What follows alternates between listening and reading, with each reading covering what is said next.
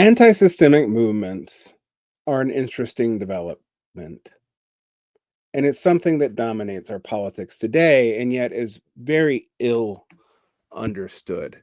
Hello, welcome to Varn Blog. Giovanni Arrighi and Emmanuel Wallerstein really wrote about anti-systemic movements, but primarily in the 1970s in regards to two separate movements. And I'm going to read a little bit from Wallerstein's New Revolts Against the System to build what will be a more sustained argument. So while this might start off looking like a radical engagement, I promise it's not. We're not just talking about this article, although I may go through most of it.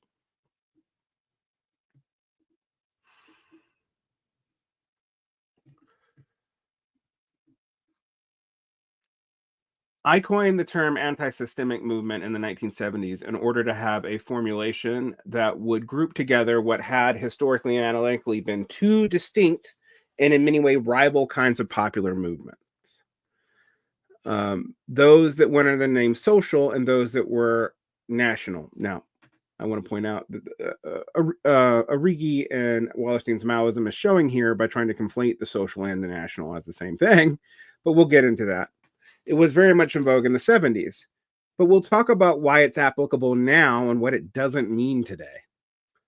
Social movements were conceived primarily as socialist parties or trade unions. They sought to further the class struggle within each state against the bourgeoisie or the employers. National movements were those fought for the creation of a national state, either by combining separate political units that were to be considered to be part of one nation, for example, in Italy, or by seceded from former states that considered imperial and oppressive by the nationality in question, colonies in Asia or Africa, for instance, or, I don't know, half of the Habsburgs. The states that emerged out of the Austro-Hungarian Empire, et cetera, et cetera, et cetera. Both types of movements emerged as significant bureaucratic structures in the second half of the 19th century and grew stronger over time. Actually, both also started collapsing in the end of the 20th century and have both reemerged, although the reemergence of the former is much smaller than the latter. By the former, I mean social, and by the latter, I mean national. But the nations that they're falling into are incredibly weak these days, and also already consolidated and are not really splitting off from any imperial core in any meaningful sense in most cases.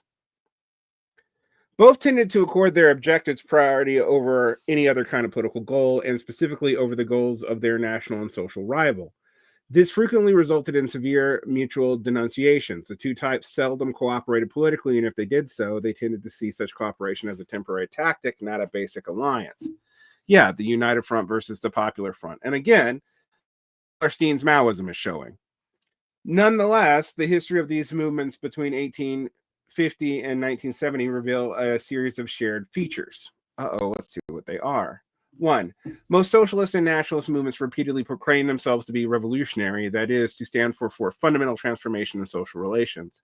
It is true that both types usually had a wing, sometimes located in a separate organization, that argued for a more gradualist approach and therefore skewed revolutionary rhetoric. But generally speaking, initially, and often for many decades, those in power regarded all these movements, even the milder versions, as a threat to their stability or even to the survival of their political structures. Ironically, today, the people who who want to maintain a prior status quo have mostly been left liberals. Secondly, at the outset, both variants were politically quite weak and had to fight an uphill battle to merely exist. They were repressed or outlawed by their governments. Their leaders were arrested, and their members often subjected to systemic violence by the state or by private forces. Many early versions of these movements were totally destroyed. Thirdly, over the last 3 decades of the 19th century, both types of movements went through a parallel series of great debates over strategy that ranged those whose perspectives were states-oriented against those who saw the state as an intrinsic enemy and pushed instead for emphasis on individual transformation. For social movements, this was a debate between Marxists and anarchists, and for national movements, this was a debate between political and cultural nationalists.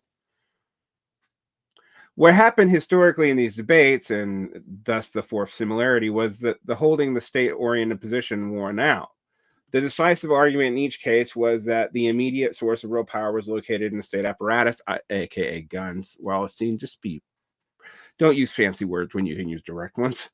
and that any attempt to ignore its political centrality was doomed to failure since the state would successfully suppress any thrust towards anarchism or cultural naturalism.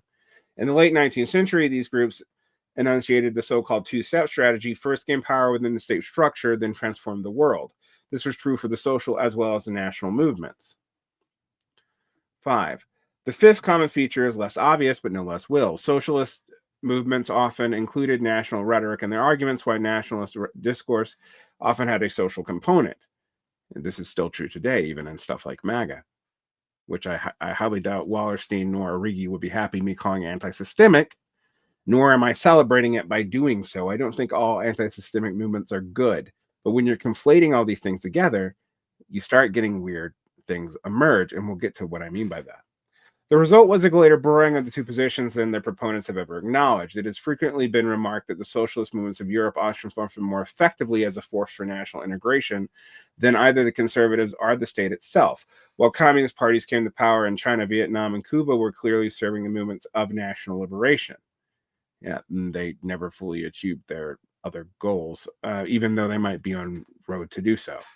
There were two reasons for this. Firstly, the process of mobilization forced both groups to try to draw increasingly broad sectors of the population into their camps, and widening scope of their rhetoric was helpful in this regard.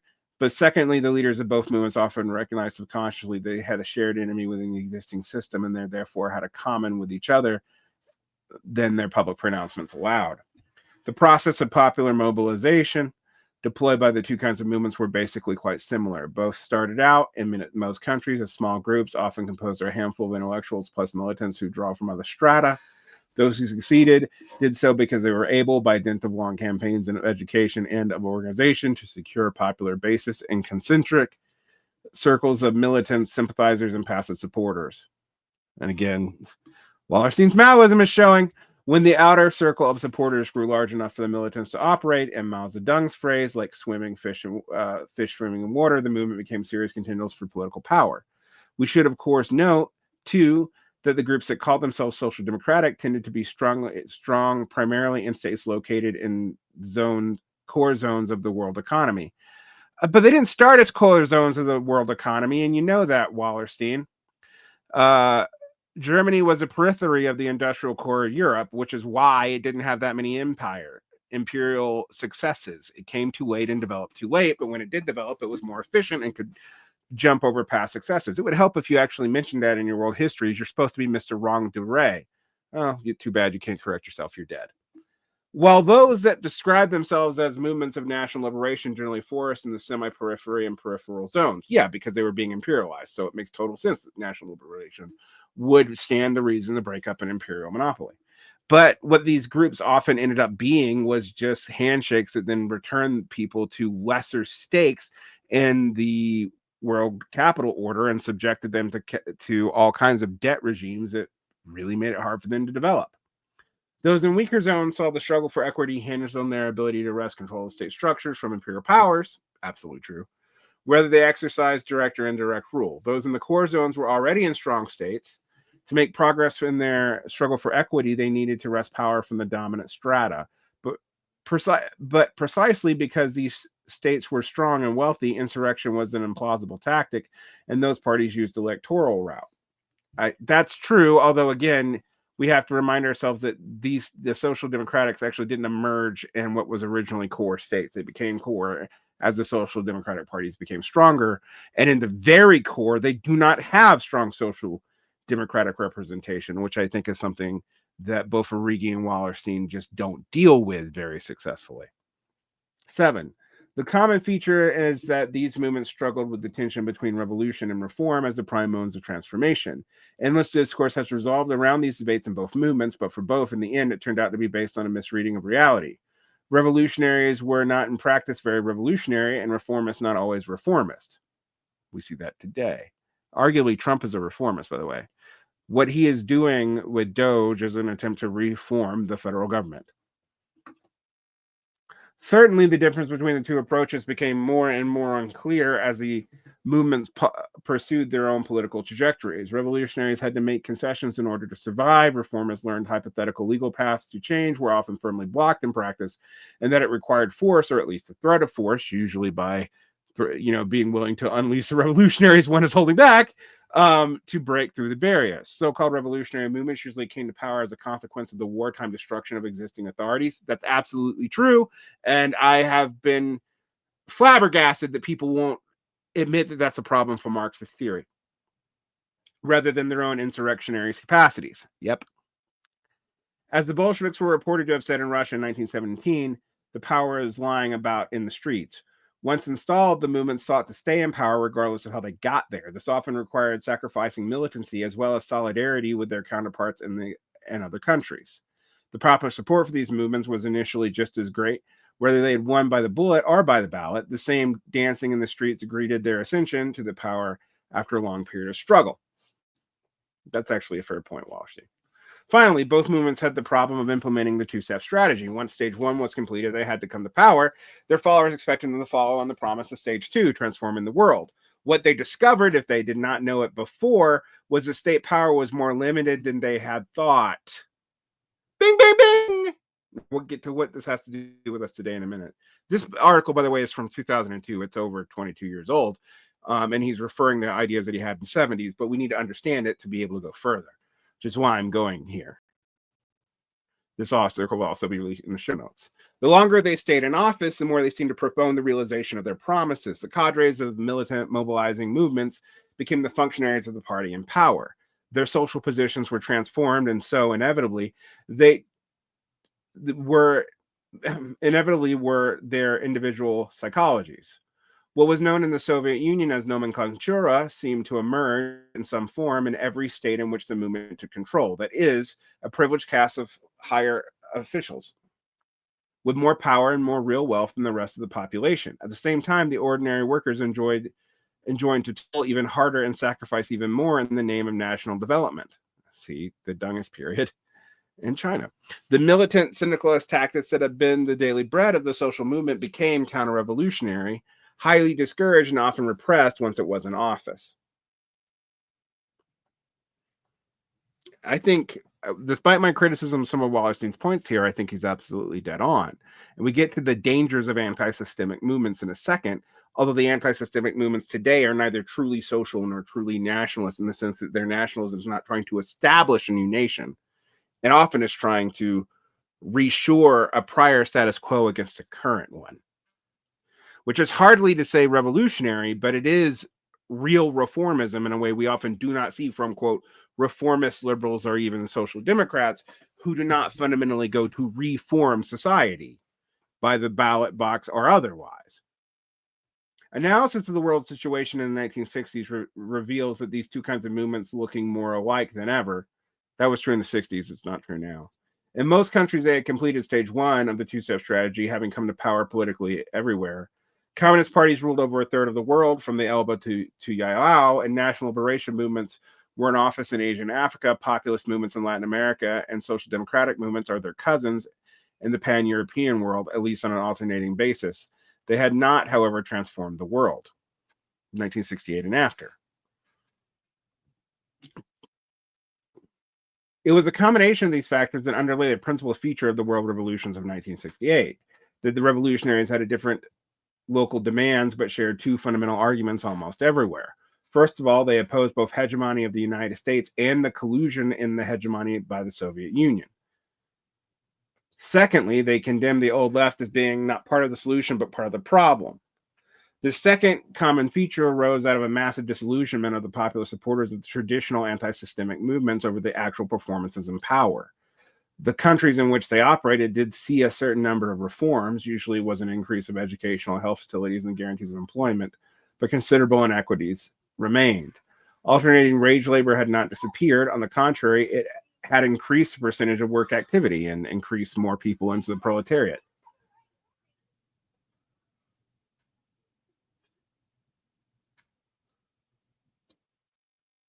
There was little or no expansion of real democratic participation, either at the government level or in the workplace. Often it was the reverse.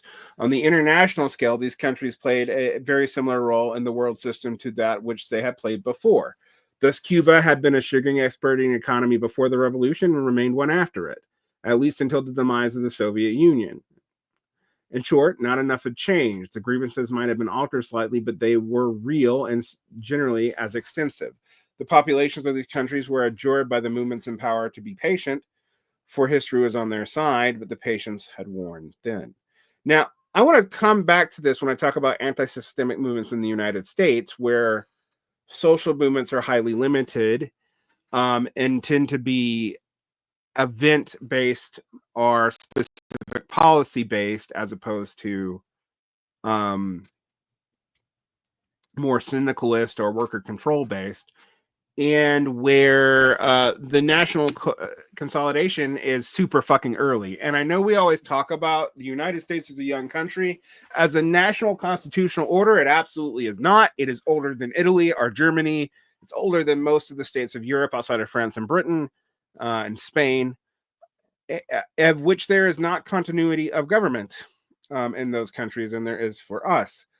The idea of America as a young country confuses the idea of the nationalist cultures often projected back into the past deeply, which the United States cannot do as a settler society. But that's still a myth. The United States is not a young country in the grand scheme of things of formal country powers, unless one extends continuity of government to societies that really didn't have continuous government. The Han culture in China is 6,000 years old, but Han government is absolutely not. And so we can deal with that how we please. All right. The conclusion that the world's population drew from the performance of the classical anti-systemic movements in power was negative. They ceased to believe that these parties would bring about a glorious future or a more egalitarian world, and no longer gave them legitimation. Having lost confidence in these movements, they also withdrew their faith in the state as a mechanism of transformation. This did not mean that large sections of the population would no longer vote for such parties in elections, but it had become a defensive vote for the lesser evil, not an affirmation of ideology or expectations. And we see this today. Most partisanship is even more negative than in the early aughts. From Maoism to Porto Alegre. All right, let's get to this. Since 1968, there has been a lingering search, nonetheless, for a better kind of anti-systemic movement, one that would actually lead to a more democratic, egalitarian world. There have been 4 different sorts of attempts at this, some of which are still continue. There was first the efflorescence of the multiple Maoisms. Maoism, Marxist-Leninism Maoism, Marxist Internationalist Maoism, Mao Zedong socialism with Chinese characteristics, Dungism, now Xiism, etc. But Xiism didn't exist in 2022, so we don't have to go there. From the 1960s until around the mid-1970s, there emerged a large number of different competing movements, usually small but sometimes impressively large, claiming to be Maoist, by which they meant somehow inspired by the example of the Great Proletarian Cultural Revolution in China.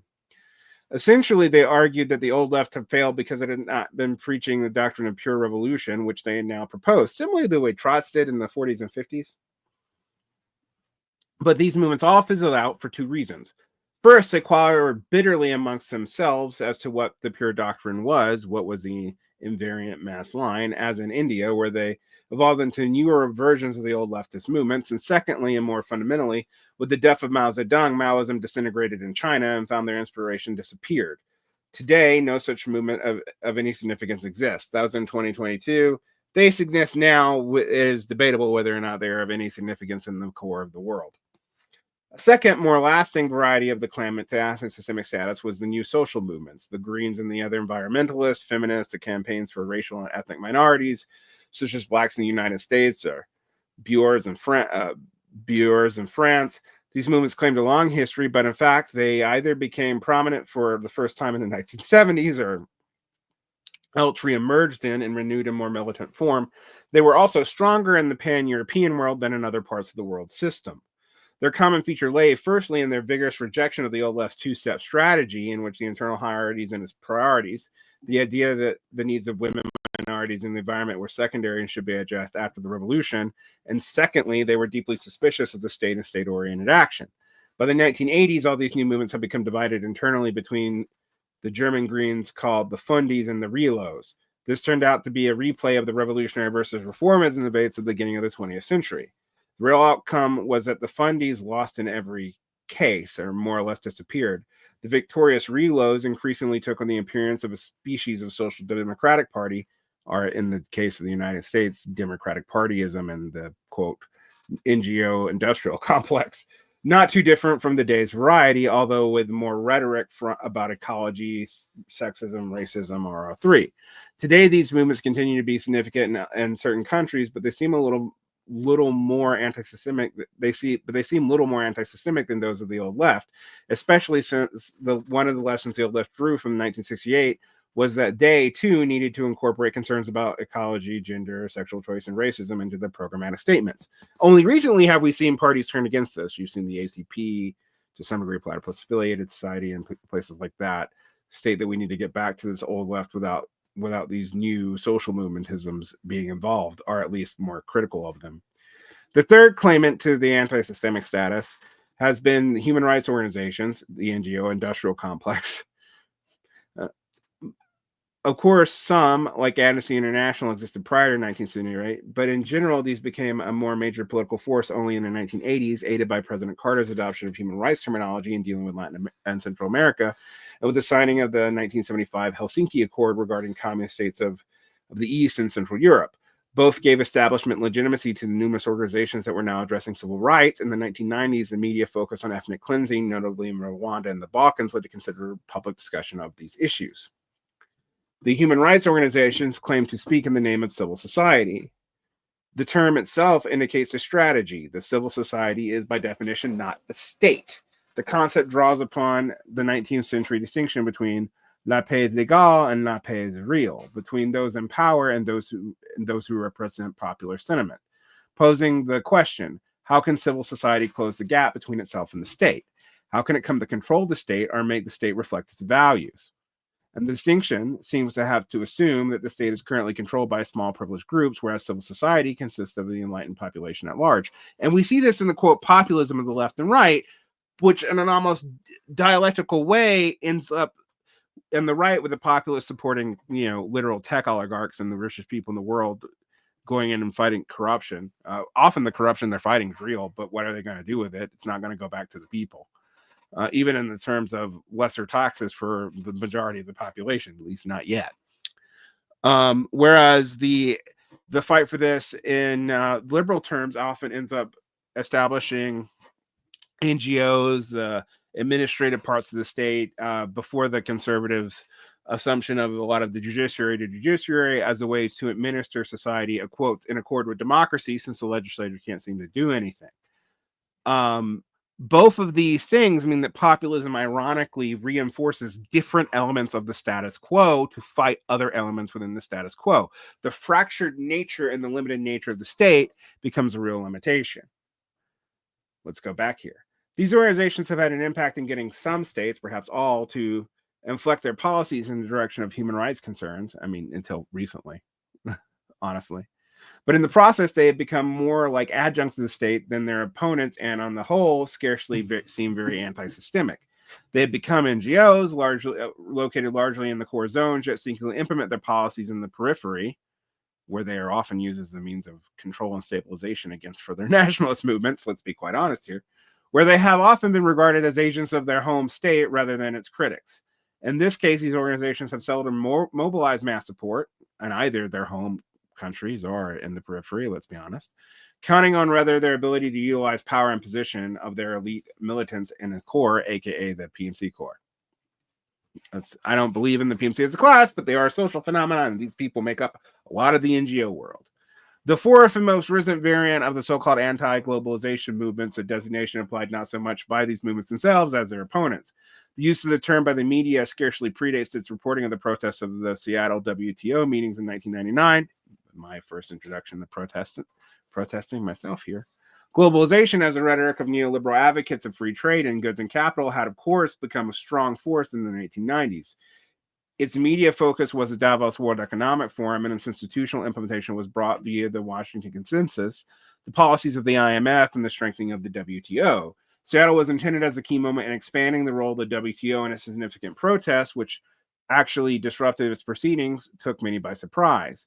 The demonstrators included a large North American contingent, drawing from the old left to trade unions, new movements, and anarchist groups, also from paleo-conservatives like Pat Buchanan, something that you should have paid more attention to, Wallerstein. But anyway, Indeed, the very fact that the AFL-CIO was ready to be on the same side as environmental groups and so in militant action was something new, especially for the U.S.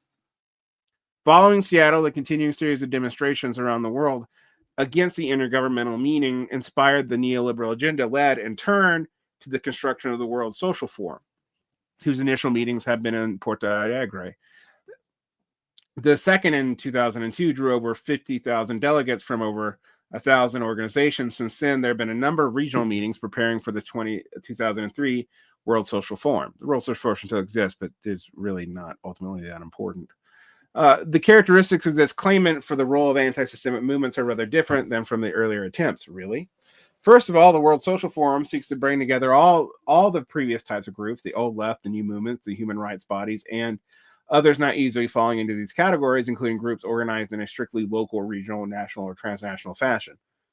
That's pretty much everything, bro. The basis of participation is a common objective, the struggle against social ills consequent on neoliberalism, and the common respect for each other's immediate priorities. Importantly, the World Social Forum seems to bring together movements from the North and the South within a single framework. The only slogan as yet is "Another world is possible," although which world, we don't fucking know. That's me talking. And this is part of the problem. And we'll get to the dangers of anti-systemic movements, because it's also going to be a danger for anti-systemic movements on the right, something that Wallerstein and Arrighi didn't really deal with all that well. I mean, they mostly framed national movements in their left-wing capacity, particularly in the periphery, but that not all national movements have ever been that way. And they were anti-systemic in the same way. Even more strangely, the World Social Forum seems to do this without creating an overall superstructure. At least in the moment, it's only an international coordinating committee, some 50 strong, representing a variety of movements in local geographic locations. While there's some grumbling from the old left movements that the World Social Forum is a reformist facade, thus the complaints have been quite minimal. The grumblers question, yet they do not denounce, similar to the way people talk about the DSA. It is, of course, widely recognized that this degree of success has been based on negative rejection of neoliberalism as an ideology and as an institutional practice. Many have argued that it's essential for the World Social Forum to move towards advocating a more clear, positive program. Whether it can do so and still maintain a level of unity in absence of overall inevitably hierarchical structure is a big question of the next decade. The period of transition. Let's talk about this. And we're going to read this whole article, but I'm going to talk about it too. So we're not going to just analyze the article here. If I would argue elsewhere, the modern world system is a structural crisis, yes. And we have entered an age of transition, maybe. A period of bifurcation and chaos, then it is clear that the issues confronting the anti-systemic movements pose themselves in a very different fashion than those of the 19th and most of the 20th century. The two-step, state-oriented strategy has become irrelevant, which explains the discomfort of most of the existing descendants of the erstwhile anti-systemic organizations in putting forth either long-term or immediate sets of political objectives. Those who try to meet with skepticism for the hope-forward followers, and worse, with indifference. Such a period of transition has two characteristics that dominates the idea of an anti-systemic strategy. The first, that those in power will no longer be able to preserve the existing system, doomed as it is to destruction. This is where all kinds of things rely on catastrophism today. Rather, they will try to ensure the transition to the construction of a new system that will replicate the worst features of the existing ones, its hierarchy, privilege, and inequalities. They may not yet be using the language that reflects the demise of the existing structures, but they are implementing a strategy based on such assumptions. Of course, their camp is not united, as it is demonstrated the conflict between the so-called center-right traditionalists and the ultra-right militant hawks. But they are working hard to build backing for change that will not be changes, a new system as bad or worse than the present one. The second fundamental characteristic of this period of systemic transition is of deep uncertainty, in which it is possible to know that what outcome will be. History is on no one's side. Thank you. Each of us can affect the future, but do not know and cannot know how others will affect it too. This is a basic framework of the World Social Forum, reflects this dilemma and underlines it. Strategic considerations. A strategy for the period of transition ought to include 4 components, all of them easier said than done. The first is the process of constant open debate about the transition and what the outcome we hope for. This has never been easy, and historical anti-systemic movements were not very good at it. But the atmosphere is more favorable today than it has been. It's not favorable now. I'm going to actually say that straight up. And the task remains urgent and indispensable, underlying the role of intellectuals in this conjuncture. The structure of the World Social Forum has lent itself to encouraging this debate, as we shall see if it is able to maintain this openness. It has been, it's just not been effective at doing much, let's be quite frank. The second component should be self-evident. An anti-systemic movement cannot neglect short-term defensive action, including electoral action. The world populations live in the present, and their immediate needs to be addressed. Any movements that neglects them is bound to lose widespread passive support that is essential for long-term success. But the movements and justifications for defensive action should not be that of remedying a failing system, but rather preventing a negative effects from getting worse in the short run. This is quite different psychologically and politically. This is status quoism. This is a problem for the left. It really is. The third component has been the establishment of interim mid-range goals that seem to move in the right direction. Hey, a transitional program. Who knew? I would suggest that one of the most useful substantively, politically, psychologically, is to attempt to move towards selective but ever widening decommodification. Yeah, that we're heading in the opposite direction today, guys. We are subject today to a barrage of neoliberal attempts to commodify what was previously seldom or never appropriated for private sale: the human body, water, hospitals. We must not only oppose this, but move in the other direction. Industries, especially failing industries, should be decommodified. This does not mean that they should be nationalized, for the most part, simply another version of the commodification. This is actually smart on Wallerstein's part. It means that we should try to create structures operating in the market whose objective is performance and survival rather than profit.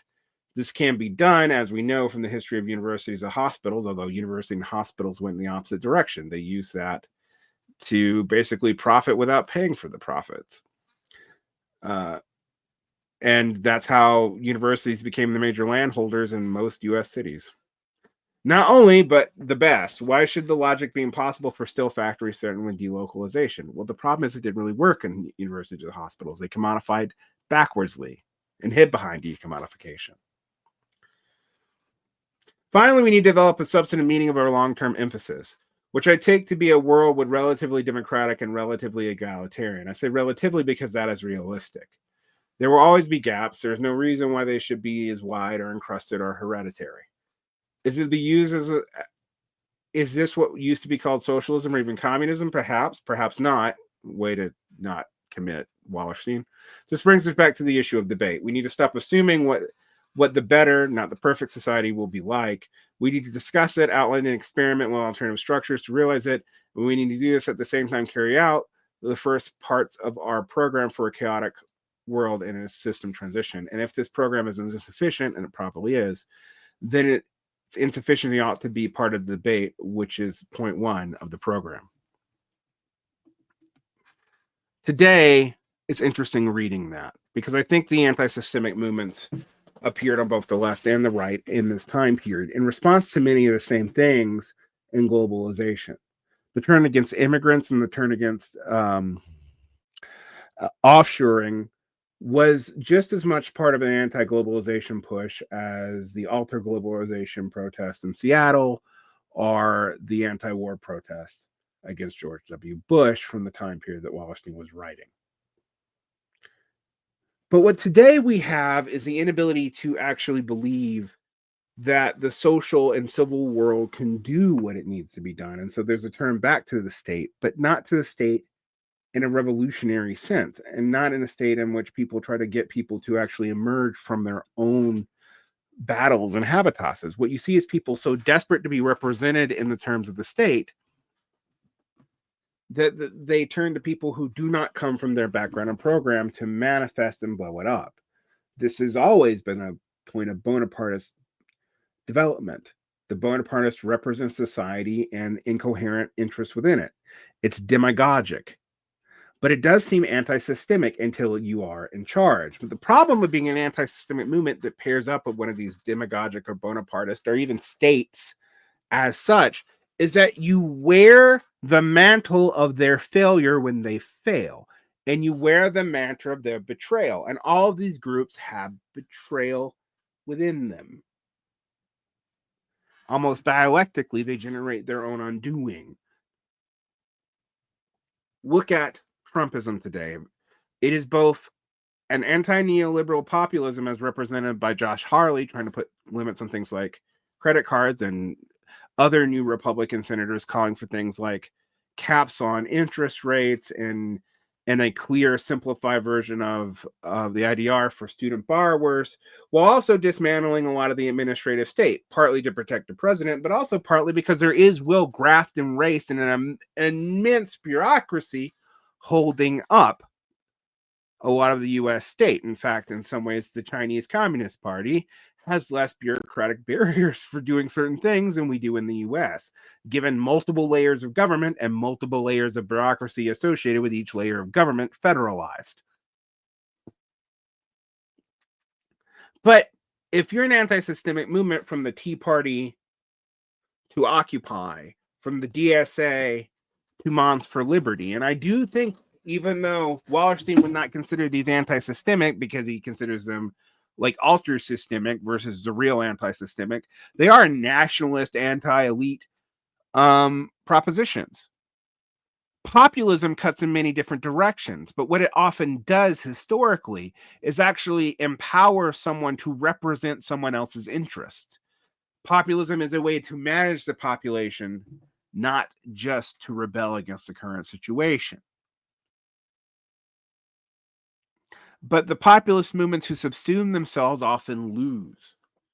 The alt-right, which was a virulently reactionary, counter-revolutionary, anti-systemic movement, largely liquidated itself from adopting early Trump to Charlottesville. The one survivor was neo-reactionary thought, which always had a benefit that it placated the aristocratic pretensions of a certain set of tech elite that see themselves as having a historical mission where most of the bourgeoisie no longer does. But this leads us to another question. If anti-systemic movements often lead to their own betrayal, such as, for example, the Tea Party leading into the kind of new conservatism of Paul Ryan, and then into Trumpism, which was in some ways against and for simultaneously the libertarian reforms that the Tea Party wanted, the nationalism that emerged seemed to emerge out of desperation. Today, we have to ask ourselves a different question. What is an anti-systemic movement beyond mere negative partisanship? Because the negativity in all these programs is where we've ended up. Few positive programs have arisen. Why is it that as incoherent and as disastrous as elements of the Project 2025 would be, neither the left nor the liberal center really generated a program policy of its own, even incoherent as it was, particularly considering that we value programs more than the right historically does. The right has one, and the American electoral left does not. What the American electoral left relied on, defending the administrative state from the fact that the legislature empowered it, but also not dealing with the fact that the legislature had abnegated over the 20th century most of its responsibility.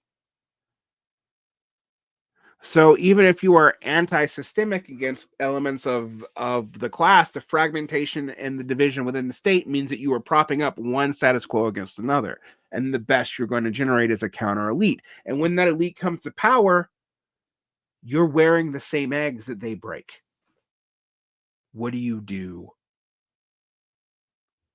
For those who in the anti-war movement, and then in the anti-neoliberal movement, and then in Occupy, and then in the Democratic Socialist movement, their relationships and inability to break from the Democratic Party, but also inability to really conceive of anything else, means that they wear the eggs of the Biden administration. And the same will be true for many of these right-wing administrations and whatever Doge does and Trump does. But what we can be assured on is this long transition that has been happening over the past 40 years or more, which really Reagan coalitionism in and of itself kind of froze in time for a while.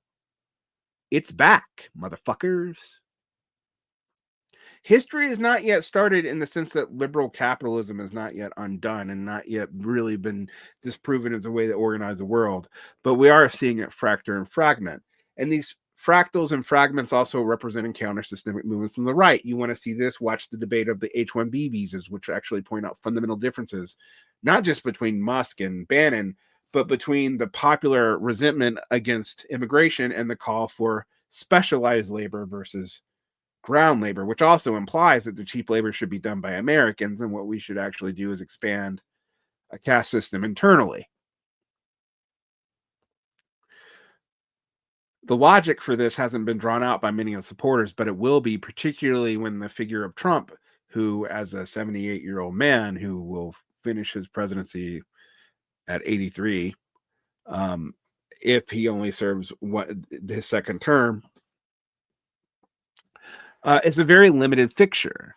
But he is the figure that blinds over the cracks and fragmentations of the right, which their own anti-systemic influences have made unsustainable and only maintainable in a personage of a singular individual.